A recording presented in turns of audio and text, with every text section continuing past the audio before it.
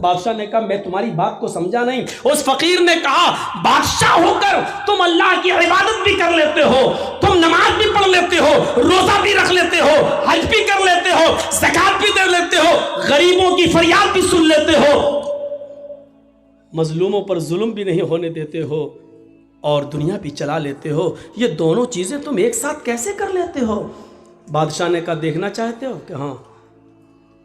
کہا 2 جلاد کو بلاؤ۔ 2 جلاد آ گئے، کہا تلوار نکالو۔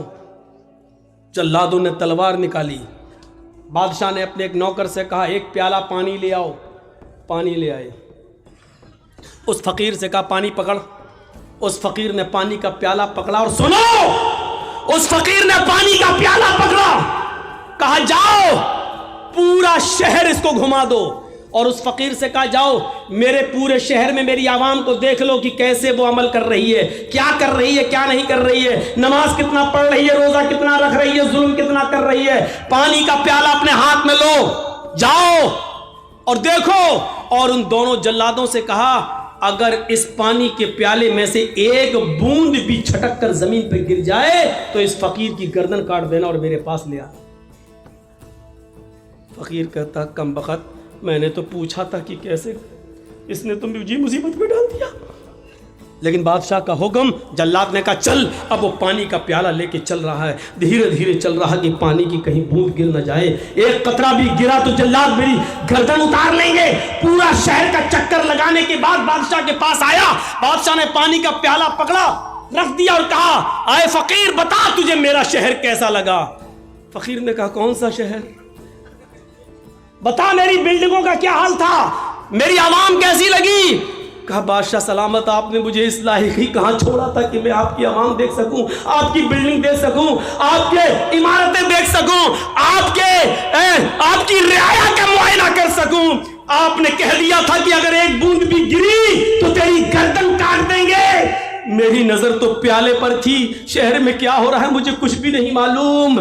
بادشاہ نے کہا یہی جہنم کا ڈر، یہی اللہ کے عذاب کا ڈر مجھے ہر وقت لگا رہتا ہے، اس لیے میں بندوں کے حقوق بھی پورا کرتا رہتا ہوں اور اللہ رب العالمین کی عبادت بھی پوری کرتا رہتا ہوں، اللہ کی عبادت میں بھی کمی نہیں ہونے دیتا ہوں، اور میں اپنی رعایا کے ساتھ بھی کبھی ظلم نہیں ہونے دیتا ہوں، کیونکہ مجھے جہنم کا نقشہ، جہنم کا خوف، عذاب قبر کا ڈر مجھے ہر وقت لگا رہتا ہے۔ میرے پیارے ساتھیوں، ایک نوجوان جب یہ تصور کر لے کہ ہم شراب کی بوتل پی رہے ہیں اس کا عذاب کتنا ہے، ہم جو جوا کھیل رہے ہیں اس کا عذاب کتنا ہے، کلیا چکی سڑکوں پر بکنے والی لاٹری اس کی پرچیاں ہم خرید رہے ہیں اس کا عذاب کتنا ہے، اگر یہ تصور وہ اپنے دماغ میں کر لے کہ اس کا حساب ہمیں اللہ کے ہاں دینا ہوگا تو میرے بھائیوں پھر اس کا دماغ کبھی ان چیزوں کے اندر نہیں لگے گا۔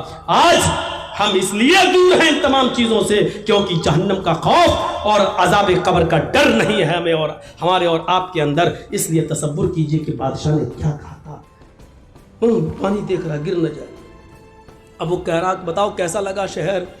کہ تیرا برا ہو، تو نے شہر دیکھنے کے لائق ہی کہاں چھوڑا ہم کو۔ جو آدمی جہنم کے عذاب سے ڈر جائے اور اللہ کے عذاب کے بارے میں تصور کر لے، پھر وہ آدمی دنیا میں کیا رہ جاتا ہے، اس کو اچھی لگے گی؟ یہ دنیا بہت بوڑھی ہو چکی ہے میرے بھائیوں، سن لو، یہ بہت دنوں سے، اللہ کے رسول کو تو گئے ہوئے 1400 سال ہوا ہے، نبی سے پہلے عیسیٰ اور نبی کے درمیان 500 سال کا فاصلہ، پھر عیسیٰ سے پہلے کوئی نبی، پھر ان کے درمیان فاصلہ، اور ایسے لیتے ہوئے چلے جاؤ حضرت آدم علیہ السلام تک۔ وہاں کے بعد سے اس دنیا کو سوچو اور سوچ کر غور کرو کہ یہ دنیا کتنی عمر رسیدہ ہو چکی ہے، لیکن جب ایک عورت بوڑھی ہو جائے تو رشتہ نہیں آتا ہے اس کے پاس، ایک عورت بوڑھی ہو جائے تو اس کو کوئی دیکھنے کے لیے تیار نہیں ہوتا ہے میرے بھائیوں، کیونکہ وہ بوڑھی ہو چکی ہے، اب وہ نہ بچے پیدا کرنے کے لائق رہ گئی ہے، نہ شادی کے لائق رہ گئی ہے۔ یہ دنیا جو اتنی بوڑھی ہو چکی ہے، اے نوجوانوں، یہ دنیا پھر ہمیں اچھی کیسے لگتی ہے، یہ دنیا پھر ہمیں گوارا کیسے ہو جاتی ہے؟ اس دنیا کو بوڑھا سمجھ کر ہم اس کو ریجیکٹ کیوں نہیں کر رہے ہیں؟ یہ دنیا پرانی ہو چکی ہے، پھر ہم اس دنیا کے پیچھے کیوں پڑے ہوئے ہیں؟ اللہ کے نبی نے فرمایا ارتحلت الدنیا مدبرتن وارتحلت الآخرۃ مقبلتن۔ لوگو، یہ دنیا پیٹھ دکھاتی جا رہی ہے، یہ تم سے منہ چلتی جا رہی ہے، والآخرۃ مقبلۃ، اور آخرت تمہارے پاس آتی جا رہی ہے، آخرت تمہارے پاس آتی جا رہی ہے۔ یعنی آپ 40 سال کے تھے، آج 45 سال کے ہو گئے، دنیا نے تمہیں اتنی سال کے لیے پیڑ دکھا دی ہے، یعنی دنیا نے تمہیں چھوڑ دیا ہے، 45 سال تم دنیا سے دور ہو گئے ہو، والآخرۃ مقبلۃ، اور آخرت قریب آ رہی ہے، یعنی تم آخرت کے اتنے قریب ہو گئے ہو، 5 سال کے بعد تم 50 سال کے ہو جاؤ گے، دنیا 50 سال تم سے دور ہو جائے گی اور آخرت تم سے اور قریب ہو جائے گی 5 سال۔ تو کیا کہا؟ ارتحلت الدنیا مدبرتن، دنیا پیٹ دکھا رہی ہے، دنیا تمہیں پیٹ دکھا کر پیچھے کی طرف بھاگ رہی ہے، تمہیں اکیلا چھوڑتی ہوئی جا رہی ہے، والآخرۃ مقبلۃ، اور آخرت تمہارے قریب آتی جا رہی ہے، اور ان دونوں میں سے ہر ایک کی اولاد ہے، اور ان دونوں میں سے ہر ایک کی اولاد ہے، یعنی دنیا کے بھی بیٹے ہیں اور آخرت کے بھی بیٹے ہیں، دنیا کے بھی بیٹے ہیں اور آخرت کے بھی بیٹے ہیں۔ کونوا ابناء الآخرہ ولا تکونوا ابناء الدنیا، وہ لوگوں آخرت کی اولاد بنو، دنیا کی اولاد نہیں، لوگوں آخرت کے بیٹے بنو، دنیا کے بیٹے نہیں، لوگوں آخرت کی اولاد بنو، دنیا کی نہیں۔ یہ وہ دنیایں، وہ دنیا جس کا تم بیٹا بننا چاہے تو یہ باپ تمہیں چھوڑ دے گا، لیکن آخرت ایسا باپ ہے تمہارا جو تمہیں ہر حال میں لے کر رہے گا، لیکن وہاں اعمال چلیں گے، وہاں یہ نہیں دیکھا جائے گا کہ تم اوریجنل میں کس کے بیٹے تھے۔ یہی بات تو اللہ کے نبی جناب محمد رسول اللہ صلی اللہ علیہ وسلم نے کہی تھی، اے میری بیٹی فاطمہ، دنیا میں جو چاہے مجھ سے مانگ لے، دنیا میں جو چاہے مجھ سے لے لے، یا فاطمہ بنت محمد سلیلی من مالی ما شئتی انی لا اغنی عنک من اللہ شیئا، اے میری بیٹی دنیا میں جو چاہے مجھ سے لے لے، دنیا میں جو فرمائش کرنا چاہے میں پوری کر دوں گا، لیکن آخرت میں تیرے کوئی کام نہیں آؤں گا، ولا اغنی عنک من اللہ شیئا، قیامت کے دن میں تیرے کوئی کام نہیں آؤں گا۔ یہی تو ہے اللہ تبارک و تعالیٰ نے فرمایا اپنے اعمال کا ذخیرہ لے کر میرے پاس آنا، ورنہ قیامت کا دن ہوگا یوم یفر المرء من اخیہ و امہ و ابیہ و صاحبتہ و بنیہ، قیامت کا دن ہوگا یوم یفر المرء من اخیہ، انسان اپنے بھائی کو دیکھ کر بھاگے گا، و امہ و ابیہ، اپنی ماں کو دیکھ کر بھاگے گا، و ابیہ، اور اپنے باپ کو دیکھ کر بھاگے گا، و صاحبتہ و بنیہ، اپنی بیوی کو دیکھ کر بھاگے گا، اپنی اولاد کو دیکھ کر بھاگے گا۔ ایک ایک نقشہ دیکھو، دنیا میں اگر آپ کے بھائی کو کوئی بھائی مار دے تو آپ اپنے بھائی کی موت کا بدلہ لینے کے لیے اپنی جان کو داؤں پہ لگا دیتے ہو کہ کمینے تو نے میرے بھائی کا مرڈر کیسے کیا۔ قیامت کا دن ہوگا، وہاں بھائی بھائی کے لیے کچھ نہیں سوچے گا، سوچے گا یہ میرا بھائی کہیں میرے سامنے نہ آ جائے اور کہیں مجھ سے ایک دو نیکی نہ مانگ بیٹھے۔ یوم یفر المرء من اخیہ، کہیں مجھ سے میرا یہ بھائی ایک نیکی کا سوال نہ کر بیٹھے، اس لیے بھائی سے بھائی بھاگے گا۔ یوم یفر المرء من اخیہ و امہ، وہ ماں جس کی تکلیف آپ برداشت نہیں کرتے ہو، تھوڑی سی کھانستی ہے تو آپ کو نیند نہیں آتی ہے اور آپ سرکاری ہاسپٹل میں یا پرائیویٹ ہاسپٹل میں اپنی ماں کا علاج کرانے کے لیے فوراً توڑ پڑتے ہو۔ میرے بھائیو، قیامت کے دن آپ اپنی ماں کو دیکھ کر بھاگیں گے کہ مجھ سے میری ماں ایک نیکی نہ مانگ بیٹھے، وہ ابھی، اور اپنے باپ کو دیکھ کر بھاگو گے کہ مجھ سے یہ میرا باپ کہیں ایک نیکی نہ مانگ بیٹھے، ایک نیکی کہیں مجھ سے نہ مانگ بیٹھے۔ وصاحبتی و بنی، اور آپ کی وہ بیوی کہ ایک رات بھی جس کو آپ اپنے سے جدا کرنا گوارا نہیں سمجھتے، اور وہ بیوی جس کی طرف آپ اتنے انہماک اور اتنے مشغول رہتے ہیں کہ آپ کی بیوی کو کوئی دوسرا دیکھے تو آپ برداشت نہیں کرتے ہیں۔ میرے بھائیوں، تصور کرو کہ یہ بیوی ہمارے سامنے ہوگی قیامت کے دن، لیکن دیکھنے کی جرات نہ ہوگی، بلکہ آدمی اپنی بیوی کو دیکھ کر بھاگے گا کہیں مجھ سے میری بیوی ایک نیکی نہ مانگ بیٹھے۔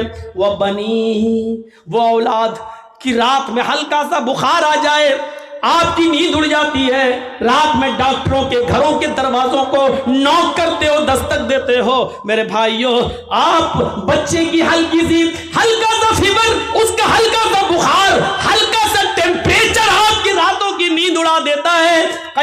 کے دن اپنی اولاد کو دیکھ کر بھاگو گے.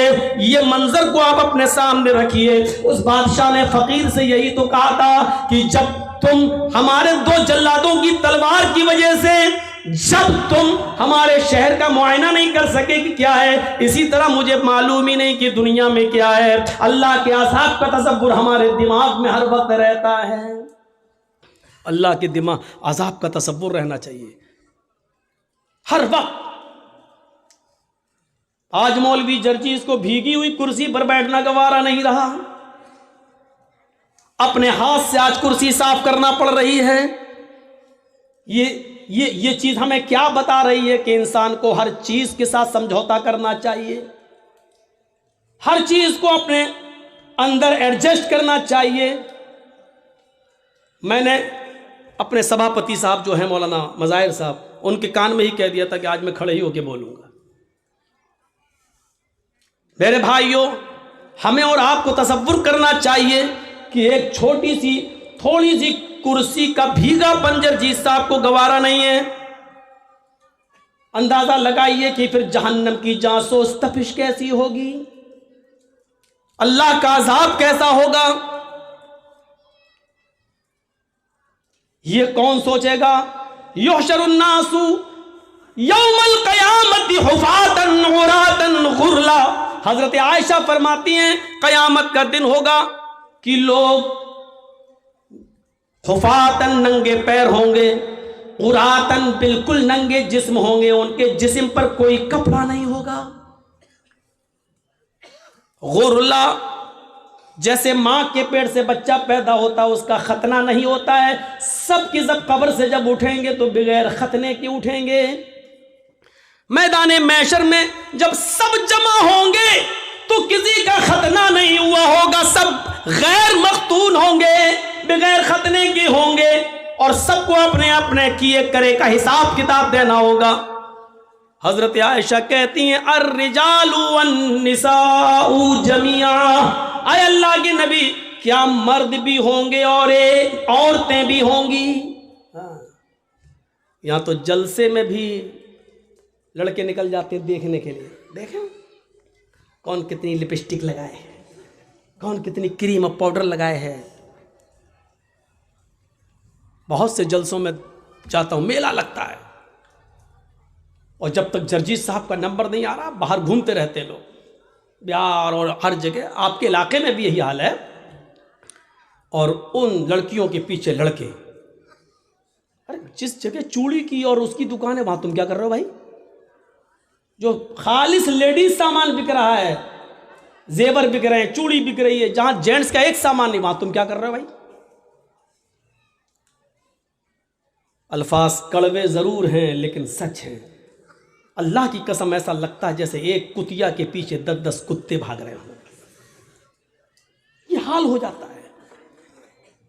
میں نے پہلے ہی کہہ دیا الفاظ سخت ضرور ہیں، کڑوے ضرور ہیں لیکن سچ ہیں. حضرت عائشہ کہتی ہیں الرجال والنساء جميعا. اے اللہ کے نبی، کیا اس میدان محشر میں مرد بھی ہوں گے عورتیں بھی ہوں گی؟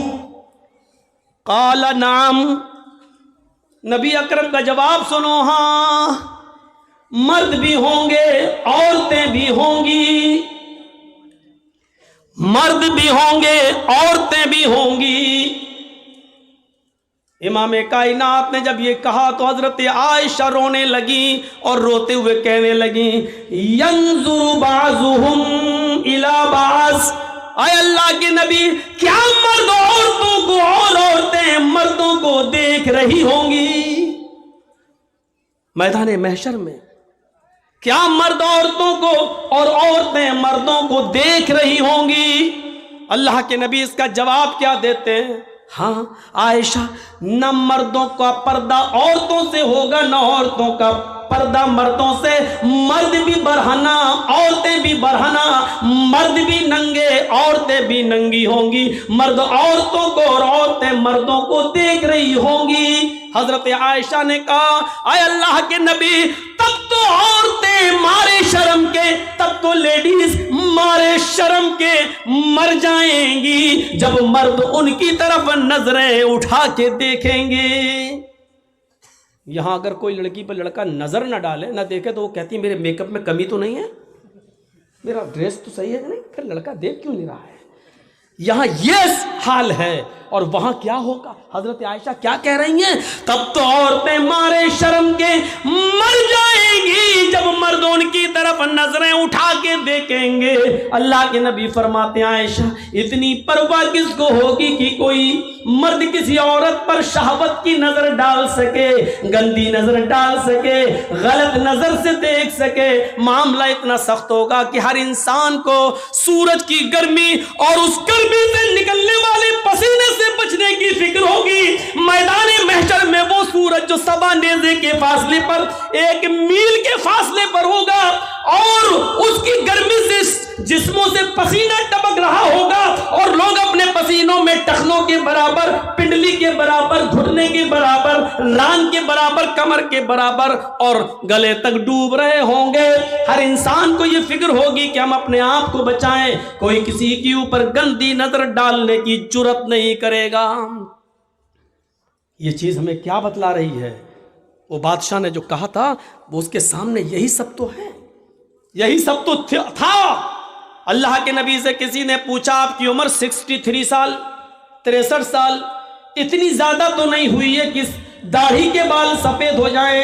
آج کل تو 40 سال کی عمر میں, 30 سال کی عمر میں سفید ہونے لگتے ہیں. اس کی وجہ یہ ہے کہ جو بھی ہم صابن استعمال کرنا چاہتے کر لیتے ہیں کیمیکل والا, جو شیمپو لگا رہے ہیں وہ ہے, اور جو تیل جو بھی آئل ہم سر میں ڈال رہے ہیں اس وجہ سے آج ان کیمیکل, ورنہ 60 سال کی عمر تک بال کہاں سفید ہوتے ہیں. تو میرے بھائیوں, اللہ کے رسول سے صحابہ نے کہا آپ کے بال عمر سے پہلے سفید کیسے ہو گئے ہیں, آپ کے اوپر بڑھاپا کیسے نظر آ رہا ہے؟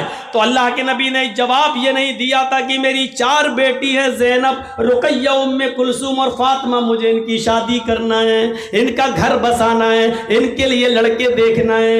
یہ جواب نہیں دیا تھا کہ مجھے بیٹیوں کی ٹینشن ہے, مجھے بیٹوں کی ٹینشن ہے. اللہ کے نبی نے اس کا جواب یہ دیا تھا کہ مجھ پر جو بڑھاپا ٹائم سے پہلے جو تم دیکھ رہے ہو, بیفور ٹائم, جو بڑھاپا میرے اندر دیکھ رہے ہو, جو اولڈنس میرے اندر دیکھ رہے ہو, یہ بیفور ٹائم اولڈنس جو میرے جسم پر, میرے شریر پر تمہیں شو ہو رہی ہے, دکھائی دے رہی ہے, مجھے سورہ نبا نے, سورہ حاقہ نے, سورہ قیامہ نے, سورہ دہر نے مجھے بوڑھا کر دیا ہے.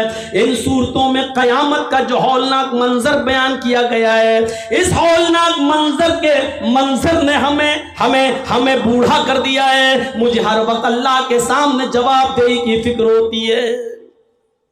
وہ چیز ہمیں کیوں نہیں ہوتی ہے؟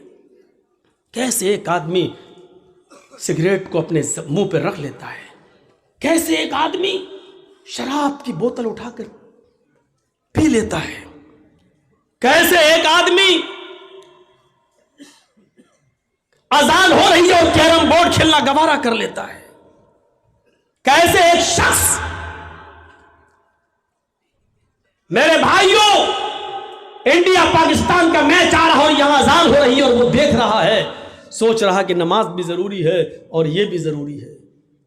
اگر یہ میچ 5 اوور ختم ہو گئے تب تک تو, اور ہمیں نماز پڑھنے چلا گیا تو میچ کا مزہ نہیں لے پاؤں گا. جبکہ جماعت پڑھ کے بھی آ سکتا ہے, نہیں صاحب میچ ختم ہو جائے گا, ارے لوگ بتا دیں گے کون جیتا, ارے لوگ بتا تو دیں گے, لیکن ایک بال کا جو ٹیسٹ, جو مزہ آ رہا ہے وہ ہم پھر نہیں لے پائیں گے. اس چکر میں وہ نماز نہیں پڑھتا ہے اور میچ دیکھ لیتا ہے. یہ کیسے گوارا کر لیتا ہے؟ میں نے کل اورنگ آباد کے اندر ایک واقعہ بیان کیا تھا. میں چاہتا ہوں کہ چونکہ آپ کی تعداد اتنی زیادہ نہیں ہے اس لیے اس واقعے کو یہاں بیان کر دیتا ہوں, کل انشاءاللہ کچھ نئی چیزیں ہمارے آپ کے سامنے رہیں. سنیے قرآن کریم نے کیا کہا ہے. وَمَنْ أَعْرَضَ عَنْ ذِكْرِي فَإِنَّ لَهُ مَعِيشَةً ضَنْكًا. میں جانتا ہوں کہ بارش ہو چکی ہے, میں جانتا ہوں یہاں جو لوگ بیٹھے ہوئے ہیں وہ یقیناً ان کے دلوں میں ایمان ہے, اس لیے وہ بارش کے ان قطرات میں بھی یہاں بیٹھے ہوئے ہیں, اور اللہ کی قسم اوپر سے ٹپکنے والے پانی کی قطرے اور بوندیں میرے اوپر بھی گر رہے ہیں. جب آپ بیٹھے ہیں تو مجھے سنانے میں کوئی حرج نہیں ہے, سنیے. نماز چھوڑنا ایک الگ چیز ہوتی ہے، سن لیجئے، اور نماز سے اعراض کرنا ایک الگ چیز ہوتی ہے۔ وَمَنْ أَعْرَضَ عَنْ ذِكْرِي، جس نے میرے ذکر سے اعراض کیا، مرد بھی سنیں عورتیں بھی سنیں، اور بہت آسان اردو اور ہندی میں، جو میرے ذکر سے اعراض کرے گا، جو میرے ذکر سے اعراض کس کو کہتے ہیں؟ چلیے پہلے بتا، جو میرے ذکر سے، یعنی نماز سے منہ پھیرے گا، منہ موڑے گا، فَإِنَّ لَهُ مَعِيشَةً ضَنْكَ، ہم اس کے لیے روزی تنگ کر دیں گے۔ روزی بند کر دیں گے نہیں کہا اللہ نے، روزی تنگ کر دیں گے، یعنی پیسہ تو بہت آئے گا اس کے پاس لیکن رکے گا نہیں۔ آپ لوگوں کے موبائل میں اس کی آواز نہ چلی جائے، اس کو کٹ کر دینا، ورنہ لوگ کہیں گے مولانا جرجیس جنگلوں میں بھی تقریر کرتے ہیں، اور ایمان تازہ ہو جائے گا لوگوں کا، تو تھوڑا سا اس آواز کی کٹنگ کر دیجیے گا، وہ ان کا کام ہے۔ وَمَنْ أَعْرَضَ عَنْ ذِكْرِي فَإِنَّ لَهُ مَعِيشَةً ضَنْكَ، جو اللہ کے ذکر سے اعراض کرے گا، منہ موڑے گا، ہم اس کی روزی بند کر دیں گے، بند نہیں تنگ کر دیں گے، ٹائٹ، اس کی روزی کو ہم تنگ کر دیں گے۔ تنگ کرنے کا مطلب ہوتا ہے پیسہ بہت آئے گا لیکن رکے گا نہیں۔ 50,000 روپے ایک دن میں ہماری آمدنی ہو گئی، لیکن شام تک کبھی بیوی بیمار، کبھی بچہ بیمار، کبھی باپ بیمار، سب ختم، 5,000 قرض اور لے لیا۔ ہوتا ہے کہ نہیں ہوتا ایسا بہت سے؟ ہمارے اور آپ کے ساتھ جب ایسا ہوتا تو ہم لوگ کیا کرتے ہیں؟ مولانا صاحب، مسجد کے امام کے پاس جاتے ہیں، مولانا صاحب کیا برکت نہیں ہو رہی ہے؟ کیسی برکت؟ ارے پیسہ تو بہت آتا ہے لیکن رکتا نہیں ہے۔ تو وہ مولوی کیا کر لے گا؟ اگر مولوی کے پاس پیسے کو روکنے کی طاقت ہوتی تو بیچارہ 5,000 روپے میں وہ کیوں نماز پڑھاتا؟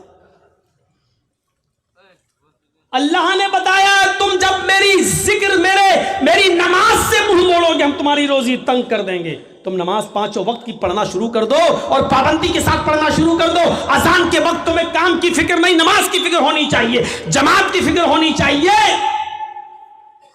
پھر دیکھو تمہاری روزی میں کیسے برکت ہوتی ہے۔ 50,000 نہیں آئے گا، 2,000 آئے گا لیکن رکے گا۔ آپ 1,800 خرچ کر پائیں گے لیکن 200 بچے گا۔ 1,000 آئے گا، آپ 800 خرچ کر پائیں گے لیکن 200 بچے گا۔ یہاں تو 50,000 آ رہا ہے، بچتا ہی نہیں ہے، کوئی یہ بیمار، کوئی وہ بیمار، کوئی۔ اعراض کس کو کہتے ہیں؟ اب سن لیجئے اعراض کیا ہے۔ بارش ہو رہی ہے، ہمارا غلہ، ہمارا دھان سوکھے میں گھر کے آنگن میں رکھا ہوا ہے، اور باہر ہم کرکٹ کھیل رہے ہیں۔ کسی نے کہا صاحب بارش ہو رہی ہے، دھان بھیگ جائے گا، لیکن ہم کرکٹ میں لگے ہیں۔ اس کو کہا جاتا ہے دھان سے اعراض کرنا، یعنی اس کو اپنی روزی روٹی کی فکر نہیں ہے، کرکٹ کی فکر ہے۔ ایک اور مثال دے دوں،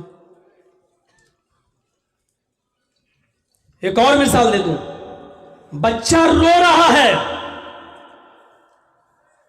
اور اپنے رونے سے اشارہ کر رہا ہے کہ ماں میں بھوکا ہوں، مجھے اپنی پستان سے لگا اور دودھ پلا۔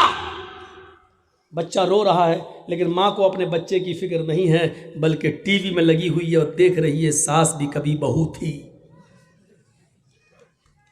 تو اس کو کہا جاتا ہے کہ اس نے بچے سے اعراض کیا۔ بچے کو پھینک نہیں رہی ہے، بچے سے پیار ہے اس کو، لیکن اس وقت اتنا دماغ اس کا بچے میں نہیں لگا جتنا سیریل میں لگا ہے۔ ارے اگر سیریل نکل، بچے کو تو بعد میں بھی دودھ پلا دیں گے، لیکن سیریل نکل گیا تو پھر کہاں بار بار آتا ہے۔ یہی حال ہے نماز کا۔ اذان ہو رہی ہے، نہیں میچ دیکھ لوں پہلے، کیونکہ نماز تو بعد میں بھی قضا کر لیں گے، لیکن میچ نکل گیا تو کہاں روز روز آتا ہے یہ چیز۔ اس کو کہتے ہیں نماز سے اعراض۔ ہمارا مکان جل رہا ہے اور ہم کرکٹ کھیل رہے ہیں۔ کہاں مکان جل رہا ہے، ہمیں فکر ہونی چاہیے مکان کو بچانے کی۔ جو جل گیا جل جانے دو، جتنا بچ گیا کم سے کم اس کو پانی وانی ڈال کے اس کو بجھائیں، لیکن ہمیں اس کی فکر نہیں ہو رہی، ہم کرکٹ کھیل رہے ہیں، ہم کیرم بورڈ کھیل رہے ہیں۔ اس آدمی کو کہا جاتا ہے کہ اس نے اعراض کیا ہے اپنے مکان سے۔ اب آپ سمجھ گئے نا اعراض کس کو کہتے ہیں؟ جس وقت ہمیں جس چیز کی ضرورت ہے اس سے دور ہو جانا اور دوسری چیز میں لگے رہنا جو غیر ضروری ہے۔ اذان کی آواز آتی ہے حی علی الصلاح، اور ہم اس وقت میچ دیکھ رہے ہیں. یاد رکھیے گا اذان کی آواز سننے کے بعد آپ صرف 2 ہی کام کر سکتے ہیں، اس کے علاوہ تیسرا کام آپ کے لیے جائز نہیں ہے. اگر آپ کھانا کھا رہے ہیں اور اسی بیچ اگر اذان کی آواز ہو جاتی ہے تو آپ کھانا مکمل کر لیجئے، پیٹ بھر کر آپ کھا لیجئے، کیونکہ پیٹ کی بھوک بہت بری چیز ہے. اگر یہ کہہ دیتا اللہ تعالیٰ کھانا کھا کے نہ چھوڑو، اسی میں جاؤ، بیچ میں جاؤ، تو ہم نماز پڑھتے دماغ لگا رہتا کھانے میں، جلدی امام، اور کہیں اس نے پڑھ دیا ہوتا الف لام میم ذالک الکتاب لا ریب، کمینے اتنی لمبی صورت، ہمیں بھوک لگی ہے. تو اس لیے کیا کہا، پہلے کھانا کھا لو. اور دوسری، اذان کی آواز آ رہی ہے اور ہمیں قضائے حاجت، پیشاب یا لیٹرین کی ضرورت ہے، تو پہلے ہم وہ کر لیں، ورنہ ایسے کرے رہو گے اور پیٹ اندر کی طرف دھسائے رہو گے، کہیں یہی نہ نکل جائے. تو اس لیے یہ کام کر لو. ضروریات میں یہ چیز آتی ہے. ایک اور الگ چیز ہے کہ کوئی باپ بیمار ہے اور ایمرجنسی ضرورت ہے، اس کو ابھی آکسیجن چاہیے اور اذان کی آواز آ رہی ہے، تو ایسے موقع پر باپ کو لے کر بھاگیے آپ ہاسپٹل، پہلے آکسیجن دیجیے اور اس کے بعد میں نماز پڑھ لیجیے. ملتی ہے جماعت تو ٹھیک، نہیں تو بعد میں قضا. نیت یہ ہونی چاہیے کہ اگر باپ کی طبیعت خراب نہیں ہوتی تو میں جماعت کے ساتھ نماز ادا کرتا. یہ چیزیں. لیکن میچ دیکھنا، کیرم بورڈ کھیلنا، کھیتی باڑی کرنا، کھیت میں دانا ڈالنا، بیج بونا، کھیت جوتنا، اس میں لگے ہیں اور اذان کی آواز آ رہی ہے اور ہم پرواہ نہیں کر رہے ہیں، تو اس کو کہتے ہیں نماز سے اعراض. وَمَنْ أَعْرَضَ عَنْ ذِكْرِي فَإِنَّ لَهُ مَعِيشَةً ضَنْكَ. جو نماز سے اعراض کرے گا، جو ہمارے ذکر سے اعراض کرے گا، ہم اس کی روزی کو تنگ کر دیں گے. اب کل والا واقعہ وہ ہمارے یو پی کا واقعہ ہے، لونی غازی آباد سے جو دلی کو ایک سڑک جاتی ہے بائی روڈ، بیچ میں ایک جگہ پڑتی ہے لونی. بہت امیر مسلمان رہتے ہیں وہاں پر، دولت مند لوگ رہتے ہیں. سن 1995 کے اندر، 1995 کے اندر اس لونی میں 2 سگے بھائیوں کی شادی ہونا تھی. 2 سگے بھائیوں کی شادی ہونا تھی. کل ان کی بارات جانا تھی. آج کی رات انہوں نے رنگ رلیاں منانے میں گزاری. یہ دونوں سگے بھائی دلی جاتے ہیں، ہے ہی کتنا دور، غازی آباد سے دلی 50 کلومیٹر اور بیچ میں لونی، یعنی تقریباً 25 کلومیٹر وہاں سے دلی. اپنی گاڑی لی اور طوائفوں کو اکٹھا کیا اور 10-12 طوائفیں انہوں نے سودا کیا اور ان طوائفوں کو لے کر آ گئے. اپنی گاڑی پر نہیں، طوائفوں کی گاڑی الگ تھی اور ان دونوں بھائیوں کی گاڑی الگ تھی. جب دلی سے یہ طوائفوں کو لے کر آ رہے تھے تو دونوں بھائیوں کی گاڑی آگے آگے چل رہی تھی اور طوائفوں کی گاڑی پیچھے پیچھے. مغرب کے بعد ان طوائفوں کو اس نے کھانا کھلایا اور عشاء کی نماز کے بعد شروع ہو گیا ناچ گانا. محلے کے اپنے دوستوں کو اس نے بلا لیا. اس کا گھر کھچا کھچ بھرا ہوا تھا، میوزک بج رہی تھی، ڈھول تاشے بج رہے تھے اور طوائفیں بھی اپنے چڑک بھڑک لباس کے اندر، نیم اڑیاں، آدھی ننگی. وہ طوائفیں اپنے پیروں میں گھنگرو پہنے ہوئے، پائلے پہنے ہوئے، اور ان کی چھنکاریں زمین کی اوپر چلنے لگی اور ان طوائفوں کے ٹھمکے مٹکنے لگے. ان کی کمر اور ان کے جسم انگڑائیاں لینے لگے اور پوری کی پوری رات ناچ و گانے میں گزرتی ہے. طوائفیں ناچ رہی ہیں، گا رہی ہیں، نیمبر اور اخلاق سے گرے ہوئے گانے بھی وہاں آ رہے ہیں اور یہ اپنے جسم کی نمائش ہو رہی ہے، اپنے فن کا اظہار کیا جا رہا ہے. اور یہ شراب کا دور چل رہا ہے، نوجوان شراب پی رہے ہیں، یہ دونوں بھائی بھی شراب کے نشے میں چور ہیں اور ناچ گانے میں مصروف ہیں.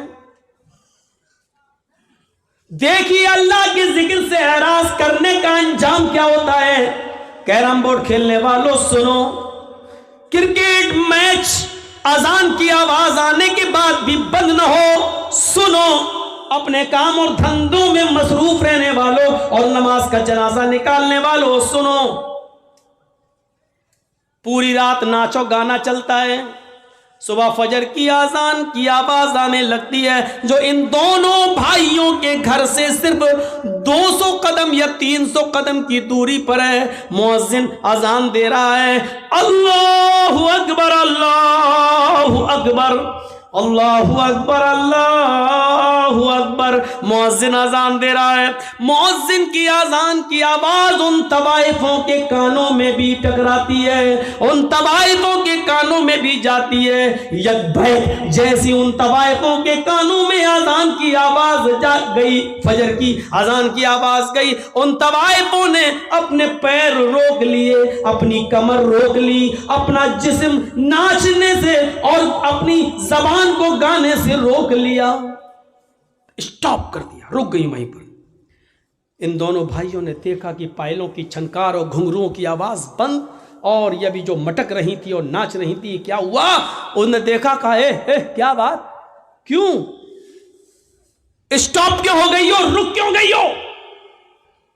ان طوائفوں نے کہا اذان کی آواز آ رہی ہے، مؤذن اذان دے رہا ہے، اس لیے اذان کے احترام میں، اذان کی عزت میں ہم رک گئے.